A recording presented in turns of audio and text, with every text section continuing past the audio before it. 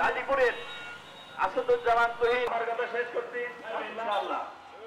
এদেশের ছাত্র সমাজ জীবন দিয়েছে বলে কেউ এইভাবে সাংবাদিকদের উপর নিপীড়ন করতে পারতো না এবং হত্যা ঘটনা ঘটাতে পারতো না।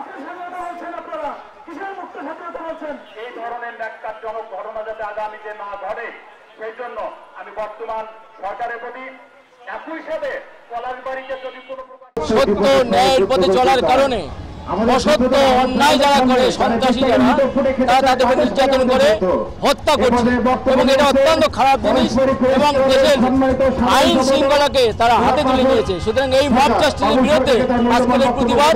সুতরাং এই প্রতিবাদ মানববন্ধন থেকে আমি দাবি করব যে সারা দেশে পলাশবাড়ি সহ সারা দেশে এরকম যা তাণ্ডব চালাচ্ছে সাংবাদিকদের উপরে, অন্যায় কাজ করতেছে এবং সাংবাদিকরা সংবাদ পরিবেশন করার আগেই টেলিফোন দিয়ে হুমকি দিচ্ছে, সেই সব সকল সন্ত্রাসী কর্মকাণ্ডে নিয়োজিত ব্যক্তিদের বিরুদ্ধে আমাদের আজকে দাবি তাদেরকে চিহ্নিত করা হোক, প্রশাসনিকভাবে চিহ্নিত করে তাদের বিরুদ্ধে আইনগত ব্যবস্থা গ্রহণ করা হোক।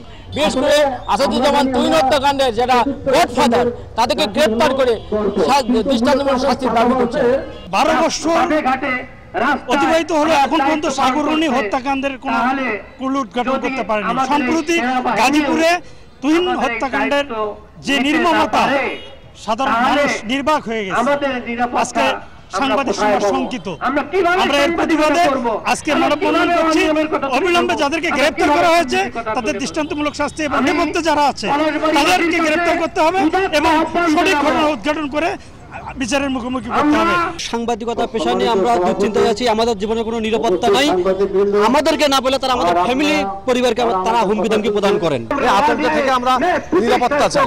আমরা দুর্নীতি বা খুনিদের দৃষ্টান্তমূলক শাস্তি চাই, যা দেখে খুনি এবং অপরাধীরা আর এই ধরনের অপরাধ কর্মকাণ্ড করার সাহস পাবে না। কাজ করতে গিয়ে পদে পদে মামলা হামলা নির্যাতনের শিকার হতে হয়।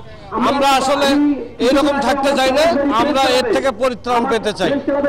আমরা অন্তর্বর্তী সরকারের যারা আছেন তাদের নিকট দাবি জানাবো যে সাংবাদিক সুরক্ষা আইন যত দ্রুত সম্ভব বাস্তবায়ন করা হোক।